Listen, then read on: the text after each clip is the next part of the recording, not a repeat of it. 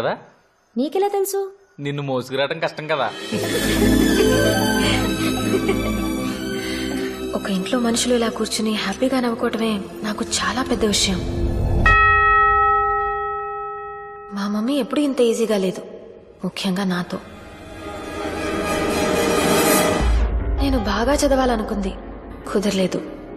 కనీసం music, dance, acting ఇలాంటి వాటిలో ఫేమస్ అయిపోవాలనుకుంది. పియానో నేర్పించింది, టీచర్ పారిపోయింది.